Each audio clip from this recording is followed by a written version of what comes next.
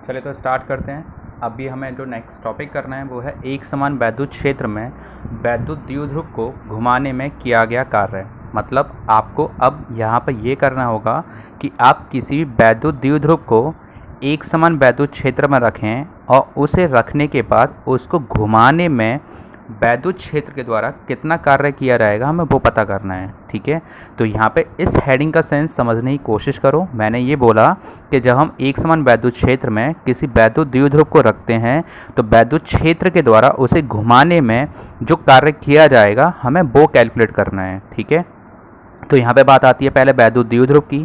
तो hope so आपको बता चुका हूँ मैं पहले भी वैद्युत द्विध्रुव होता क्या है और एक समान वैद्युत क्षेत्र क्या होता है। ठीक है, तो वैद्युत द्विध्रुव की अगर बात की जाए तो वैद्युत द्विध्रुव क्या था, हमने जो डेफिनेशन पढ़ी थी वो डेफिनेशन ये कहती है कि जब मैं किन्हीं भी दो बराबर तथा विपरीत आवेशों को एक दूसरे से शॉर्ट डिस्टेंस पर प्लेस करते हैं तो उनका वो कॉम्बिनेशन क्या कहलाता है, वैद्युत द्विध्रुव।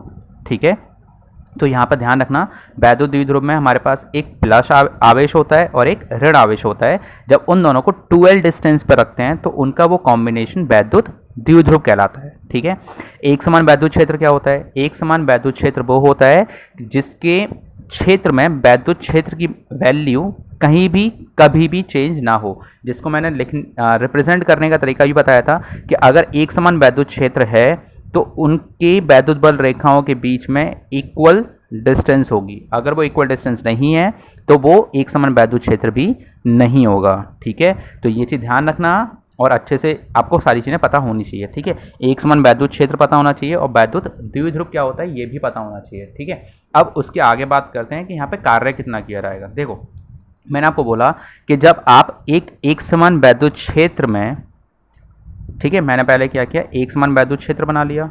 एक समान वैद्युत क्षेत्र किसी भी एक आवेश के द्वारा उत्पन्न किया जा सकता है या फिर निम्न आवेशों के द्वारा या एक समान रूप से वितरित आवेशों के द्वारा भी उत्पन्न किया जा सकता है।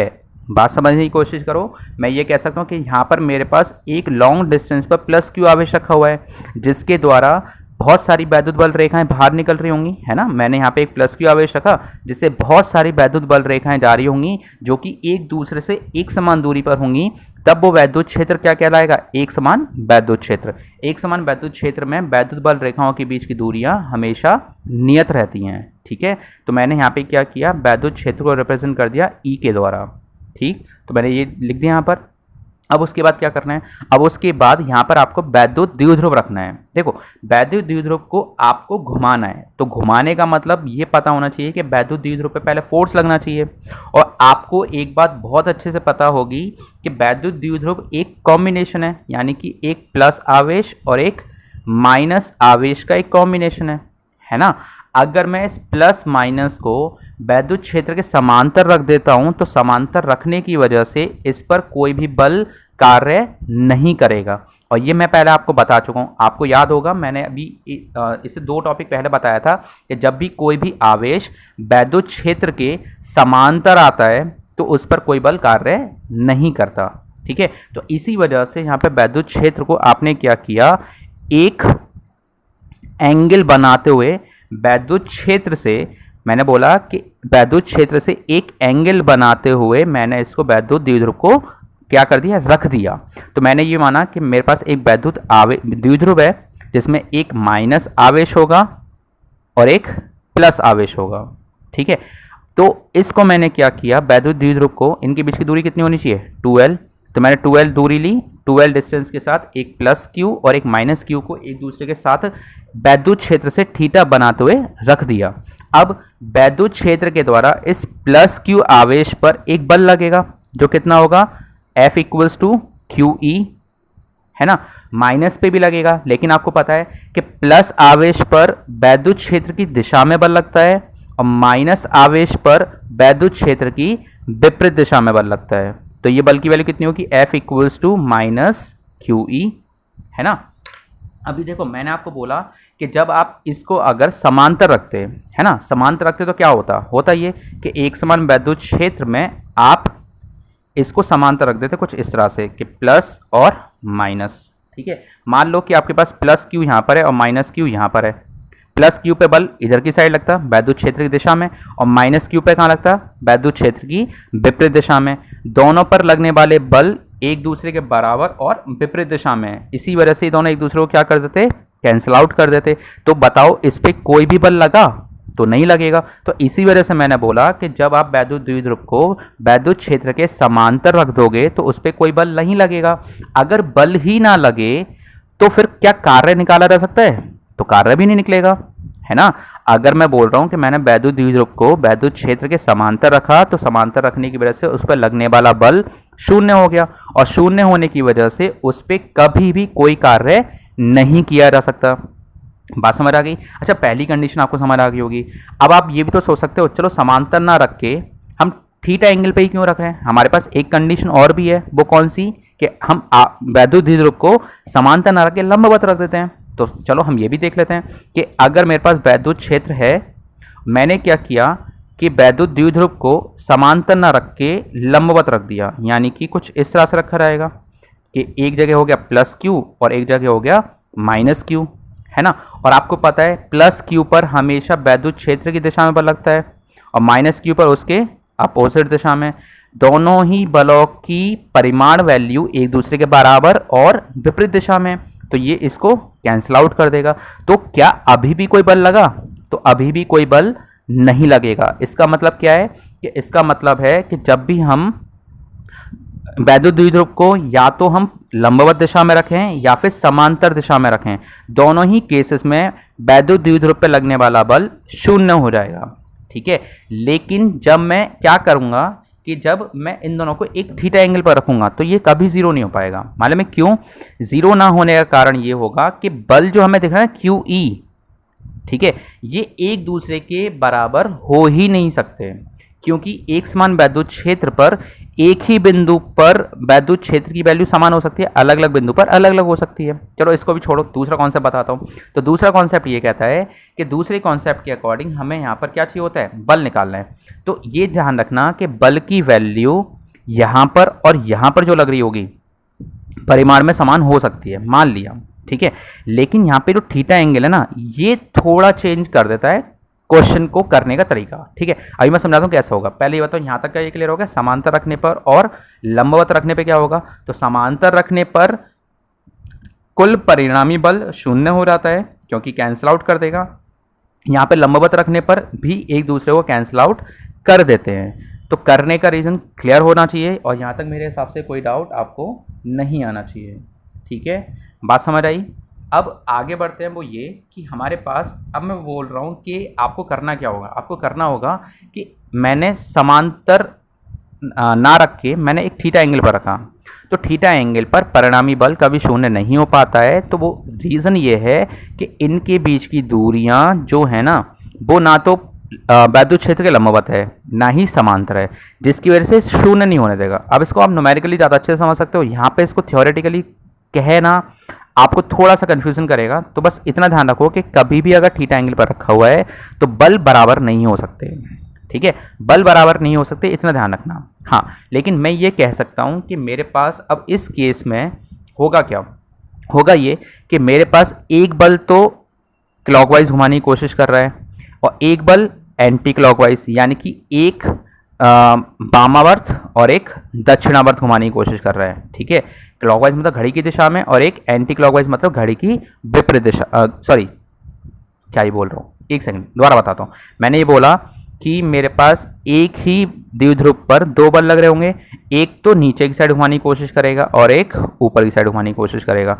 और आपको पता है कि जब भी किसी भी छड़ पर या किसी भी वस्तु पर जब इक्वल और अपोजिट बल लगते हैं, या फिर मैं ये कह सकता हूं कि जब भी किसी छड़ पर हम दो बल लगाते हैं जिनकी दिशा एक दूसरे के विपरीत हो, तब उन पर एक बल युग्म बन जाता है ना। बल युग्म का मतलब एक नीचे और एक ऊपर, दोनों मिलकर एक बल युग्म बना देते हैं, जिसकी वजह से वो वस्तु या छड़ घूमना प्रारंभ कर देती है। अगर बराबर होंगे बल तो घूम नहीं पाएगी, लेकिन अगर कोई सा भी एक बल ज्यादा हो गया तुरंत ये घुमा देगा, ठीक है। आप लोगों ने पढ़ा होगा ना बल युग्म आघूर्ण, उसकी डेफिनेशन क्या थी? उसकी डेफिनेशन ये कहती है कि जब भी किसी भी छड़ पर दो विपरीत और इक्वल फोर्स लगाए जाते हैं तो उन पे एक बल युग्म बन जाता है, लेकिन दोनों में से कोई भी बल जैसे ही ज़्यादा होगा वो तुरंत घुमा देगा। तो यहाँ पर होता क्या है, यहाँ पर होगा ये कि यहाँ पे बल युग्म आघूर्ण बनेगा, है ना। तो बल युग्म आघूर्ण को आप हमेशा किससे रिप्रेजेंट करते हो, तो बल युग्म आघूर्ण को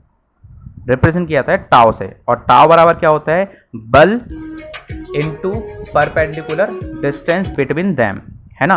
तो बल और इन दोनों के बीच की जो लंबवत दूरी होगी उसका गुणनफल, ठीक है। तो इस पर बल लग रहा है F equals to q e, इस पर बल लग रहा है F equals to minus q e, इन दोनों के बीच की दूरी चाहिए होंगी मुझे, यानी एक बल तो यहाँ लग रहा है ना, एक बल तो ये हो गया, दूसरा बल इधर हो गया, इनके बीच की मुझे लंबवत दूरी चाहिए। क्या ये लंबवत दूरी है, तो लंबवत ये दूरी नहीं होगी, लंबवत कुछ इस तरह से निकलेगी। ये वाली दूरी अगर मैं इस बल को पीछे लेके चला रहा हूं, ये मैं बल पीछे लेके गया और पीछे लेके जाने पर इनके और इनके बीच की लंबवत दूरी यही वाली होगी ना, तो ये लंब है, ये लंब नहीं होगा, ये कौन सा बन जाएगा, कर्ण बन जाएगा, ठीक है। तो हमें बल युग्म आघूर्ण निकालने के लिए बल और उनके बीच की लंबवत दूरी चाहिए होती है ना। दोबारा सुन लो, मैंने ये बताया कि जब मैं एक द्विध्रुव को एक एंगल पर रखूंगा तो एंगल पर रखने की वजह से उसके ऊपर दो अपोजिट फोर्स वर्क करना स्टार्ट कर देते हैं, एक फोर्स यहां लग रहा होगा और एक फोर्स यहां लग रहा होगा, ठीक है, जो कि मिलकर एक बल युग्म का निर्माण करते हैं और वह बल युग्म मिलकर एक आघूर्ण बना देता है। आघूर्ण इस वजह से बनेगा क्योंकि ये घुमाने की कोशिश करता है, ठीक है। तो आप ऐसे याद रखोगे कि एक बल युग्म मिलकर एक बल युग्म आघूर्ण का निर्माण कर देता है, जिसकी वैल्यू बल और उनके बीच की लंबवत दूरी पर डिपेंड करती है ना। बल की अगर बात करूं तो बल कितना है, F equals to minus q e और F equals to plus q e, परिमाण कितना हो जाएगा, क्यू ई, लेकिन लंबवत दूरी चाहिए। तो लंबवत दूरी निकालने के लिए यहाँ पे क्या किया जाएगा कि इस बल को आप पीछे बढ़ाओ और इसको नीचे लेके डायरेक्शन दिखा दो, तो ये वाली जो दूरी होगी ये क्या कहलाएगी, लंबवत दूरी। जैसे मैंने अभी बताया ना कि एक बल तो इधर की साइड लग रहा था, एक बल आगे की साइड लग रहा था, इन दोनों के बीच की मुझे लंबवत दूरी चाहिए। तो लंबवत दूरी निकालने के लिए मैं इस बल की दिशा को थोड़ा सा पीछे करके लेके गया और इन दोनों के बीच की मुझे ये लंबवत दूरी मिल जाएगी। अब आपको पता है ये टोटल दूरी कितनी है, 12। अगर मैं इसको थीटा के अबाउट ब्रेक करूं तो ये हो जाएगा 12 cos थीटा, और इस लाइन के परपेंडिकुलर कौन सा मिलेगा, 12 sin थीटा। ये इसके क्या है, समांतर है, तो ये भी कितना होगा, 12 sin थीटा। बात समझ आई। मैंने क्या किया कि मेरे पास यहां पर 2l एक थीटा एंगल बना रहा था, मैंने इसको घुमाया, थीटा के अबाउट घुमाऊंगा तो थीटा के अबाउट घुमाने पर 2l cos थीटा, और इस लाइन के जब परपेंडिकुलर घुमाऊंगा ये वाला तो कितना आएगा, 12 sin थीटा। लेकिन मुझे दूरी चाहिए थी ये वाली दूरी चाहिए थी, तो इस दूरी को निकालने के लिए क्या किया जाएगा कि ये जो आ रही है ना लाइन, ये इसके समांतर होगी। जब ये इसके समांतर है तो ये भी कितना हो जाएगा, 12 sin थीटा। तो ये वाली डिस्टेंस कितनी आ गई, 12 sin थीटा। यहाँ पर पुट कर दो तो ये आ जाएगा 12 sin थीटा, ठीक है। अब अगर बात की जाए बल युग्म कितना आ रहा है, tau equals to q e 12 sin theta. अब आपको पता है कि Q इंटू 12 किसके बराबर होता है, वैद्युत द्विध्रुव आघूर्ण के बराबर होता है, जिसे मैं P से रिप्रेजेंट कर सकता हूं, है ना।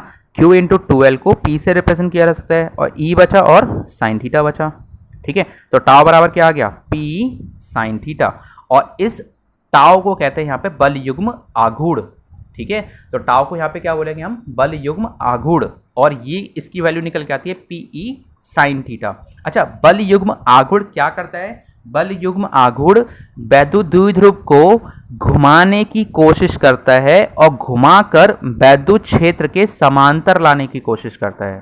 बात समझ आई।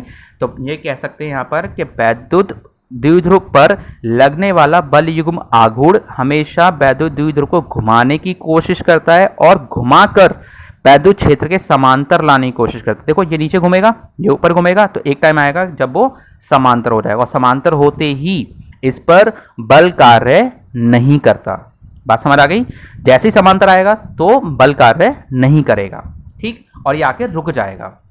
अब होगा क्या, होगा ये कि आपने टाउ निकाल लिया, आपको क्या पता करना है, किया गया कार्य। अब एक बात बताओ कि इसको थीटा एंगल घुमाना है, थीटा एंगल घुमा के समांतरित लाना है, तो घुमाने में कुछ ना कुछ कार्य तो किया जाएगा। अब वो आपको कार्य पता करना है, तो देखो कार्य की परिभाषा के अनुसार हम कैसे निकालेंगे, तो W बराबर क्या होता है, आपको कार्य पता होना चाहिए, कैसे निकल सकता है। तो देखो कार्य निकालने का तरीका ये होता है कि जैसे आपने पढ़ा होगा कि कार्य बराबर होता है W equals to tau into theta, ये आपने 11th में पढ़ा होगा, W equals to tau into theta. अब आपको थीटा एंगल घुमाना है, आपको पता है कि कार्य हम एक बार में पूरा नहीं निकालते हैं, पहले हम निकालेंगे एक स्मॉल एंगल रोटेट करने में कितना कार्य किया जा रहा है ना, स्मॉल एंगल का लेके आप फिर इंटीग्रेशन कर दो। तो आपको पहले क्या करना होगा, थीटा ना लेकर एक स्मॉल एंगल डी थीटा ले लेते हैं। मैं मान लेता हूं कि वैद्युत द्विध्रुव को बल युग्म आघूर्ण के द्वारा डी थीटा एंगल घुमाया जाता है ना। तो उसमें किया गया कार्य कितना होगा, डी डब्ल्यू, लेकिन टाउ की वैल्यू हमेशा क्या रहेगी वहां पर, फिक्स्ड। तो टाउ रहेगा फिक्स्ड और ये हो रहेगा d W equals to tau d theta. ठीक है, तो डी डब्ल्यू इक्वल्स हो गया टाउ डी थीटा। अब ये हुआ तब जब इसको कितना घुमाना है, सिर्फ स्मॉल एंगल यानी कि डी थीटा। ठीक है, लेकिन आपको एक्चुअली घुमाना कितना है, पूरा थीटा एंगल है ना, पूरा थीटा एंगल घुमाना है। तो इसके लिए आपको क्या करना होगा, इसका इंटीग्रेशन। देखो इंटीग्रेशन करने के लिए यहां पर ना हम थीटा ना लेके कुछ कंडीशन अलग बनाते हैं। तो पहले तो आपको करना क्या होगा कि कुल कार्य कितना होगा, पहले तो कुल कार्य की बात करते हैं। तो क्या होगा, W equals to integration tau d theta, ये होगा। लेकिन अगर जब मैं बात कर रहा हूँ कि हमें निकालना है total work done which is equals to tau d theta का इंटीग्रेशन, तो यहाँ पे हमें चाहिए होगी एक लोअर लिमिट और एक अपर लिमिट। देखो यहाँ पर क्या हो सकता है कि मेरे पास इसको थीटा एंगल घुमाना है, ये तो इसकी फाइनल कंडीशन हो गई, लेकिन इनिशियली वैद्युत द्विध्रुव कहाँ रखा होगा मुझे नहीं पता, है ना। तो यहां पर इंटीग्रेशन करने का रूल ये है कि मैंने मान लिया कि पहले वो किसी एक एंगल डी थीटा 1 पर होगा वैद्युत क्षेत्र के रेस्पेक्ट में, और किया गया कार्य उसे डी थीटा 2 एंगल तक लाने में, यानी कि पहले मान लो वो वैद्युत क्षेत्र से थीटा 1 एंगल बना रहा था, लेकिन मैं जो कार्य निकाल रहा हूं कि उसे मान लो वो यहां तक ही घूम के रह गया कुछ इस तरह से डी थीटा 2 तक। तो थीटा 1 से थीटा 2 तक घुमाने में किया गया कार्य कितना होगा हम वो निकालेंगे, और इसमें फिर हम अलग अलग कंडीशन बना लेंगे कि समांतर आने में कितना लगेगा। और जरूरी है समांतर आके रुक जाए, वो हो सकता है कैसा आके रुक जाए, लंबवत आके रुक जाए, क्योंकि लंबवत आने के बाद भी फोर्स नहीं लगता, समांतर आने के बाद भी फोर्स नहीं लगता। तो इसी वजह से मैं ये नहीं कह सकता कि वो समांतर ही आ रहा होगा। इसी वजह से यहाँ पे थीटा ना लेके मैंने कंडीशन बनाई कि इनिशियली वो होगा थीटा 1 और फाइनल कितना हो जाएगा थीटा 2। तो यहाँ पे क्या होगा, आप इनिशियली मान लो कि पहले वो वैद्युत क्षेत्र से थीटा 1 कंडीशन में होगा और घुमाने के बाद वो कहाँ आ गया, थीटा 2 पर। अब टाउ की वैल्यू पुट कर दो, तो थीटा 1 और थीटा 2, और टाउ की वैल्यू कितनी है, PE sine theta into d theta. PE क्या हो गया, कांस्टेंट, और साइन थीटा का इंटीग्रेशन कितना आएगा, साइन थीटा का इंटीग्रेशन आपको अभी करना है, तो साइन थीटा का इंटीग्रेशन होता है माइनस कॉस थीटा, तो ये आएगा पीई माइनस कॉस थीटा, और लिमिट आएगी थीटा 2 से थीटा 1। अब जब इसको सॉल्व करोगे तो पहले थीटा 2 माइनस थीटा 1, लेकिन माइनस का मल्टीप्लाई होने की वजह से मैं इसको ऐसे भी लिख सकता हूँ, PE cos theta 1 minus cos theta 2। ठीक है, बात क्लियर हुई। तो ये आ गया आपके पास किया गया कार्य। अब यहाँ पे आप कितनी चाहें उतनी कंडीशन बना लो। यहाँ पे थीटा 1 क्या होगा, इसकी प्रारंभिक अवस्था, और थीटा 2 क्या होगी, इसकी अंतिम अवस्था। अब मैं ये मान सकता हूँ कि पहले हो सकता है कि वैद्युत द्विध्रुव वैद्युत क्षेत्र के समांतर रहा हो, बाद में थीटा एंगल घूम गया हो, है ना। पहले तो मैंने मान लिया कि वो क्या हो सकता है उस केस में कि वो पहले समांतर रहा हो, पहले ये कंडीशन बन सकती है। मैं मान लेता हूँ कि पहले वो वैद्युत क्षेत्र के समांतर था। ठीक है, अगर मैं मान लेता हूं कि पहले वो वैद्युत क्षेत्र के समांतर था, तो समांतर होने का मतलब क्या होगा, कुछ इस तरह से। तो वैद्युत क्षेत्र से कितना एंगल बना रहा है, ये वैद्युत क्षेत्र से एंगल बना रहा है 0 डिग्री, और फिर इसे घुमाया गया है एक्सटर्नल फोर्स के द्वारा, नॉट दैट कि वैद्युत क्षेत्र के द्वारा। मैं यहां पर क्लियरली बोल रहा हूं कि वैद्युत क्षेत्र के द्वारा वैद्युत द्विध्रुव पे कोई बल नहीं लगेगा, यहां पे किसी ना किसी एक्सटर्नल बल के द्वारा, यानी कि बाह्य बल के द्वारा इसे घुमाया गया है कितना एंगल, थीटा एंगल। तब किया गया कार्य कितना होगा, पीई कॉस इनिशियली कितना है 0 डिग्री, फाइनल कितना हो जाएगा थीटा डिग्री। तो वर्क डन कितना आ गया, पीई कॉस 0 की वैल्यू होती है 1 माइनस कॉस थीटा। तब फॉर्मूला बनेगा ये कि जब वो पहले तो समांतर था और थीटा एंगल घुमाने के बाद कितना कार्य किया गया है, तब ये बनेगा फॉर्मूला। ठीक है, तो इस केस में किसी बाह्य बल के द्वारा किया गया कार्य होगा, ये ध्यान रखना इस चीज को। ठीक है, और मैं मान लेता हूं पहले वो रहा होगा वैद्युत क्षेत्र के लंबवत, तो लंबवत का मतलब हो गया थीटा 1 इक्वल्स टू 90 और थीटा 2 इक्वल्स टू थीटा के 90 से इसको क्या कर दिया गया, 90 डिग्री से इसको कहाँ ले आए हम, इसको ले आए हम कि पहले तो ये लंबवत था और फिर घुमा के इसको मैंने कहाँ कर दिया, इसको फिर मैंने कर दिया थीटा एंगल पर। तो कितना वर्क डन होगा वो निकाल लेते हैं। तो W इक्वल्स टू क्या होगा, PE cos 90 minus cos theta. तो ये कितना हो रहा है, cos 90 की वैल्यू होती है 0 और ये हो रहा है माइनस PE cos थीटा। ठीक है, ये भी किसके द्वारा घूमेगा, किसी बाह्य बल के द्वारा, क्योंकि यहाँ पर भी हमने कहाँ रखा हुआ था, लंबवत। ठीक है, तीसरा केस ये हो सकता है कि वो इनिशियली तो समांतर था और उसके बाद उसे घुमाकर कहाँ कर दिया गया, लंबवत। यानी इनिशियली तो था समांतर और घुमा के उसे कर दिया गया लंबवत। तो इसके लिए भी निकाल सकते हैं। तो W बराबर क्या होगा, PE cos 0 माइनस कॉस 90, इसकी वैल्यू हो रहेगी 0, तो कितना आ रहेगा, W इक्वल्स टू PE। यानी कि पहले तो था वैद्युत क्षेत्र के समांतर और फिर उसे लंबवत घुमाने में कितना कार्य किया गया, यह रहेगा।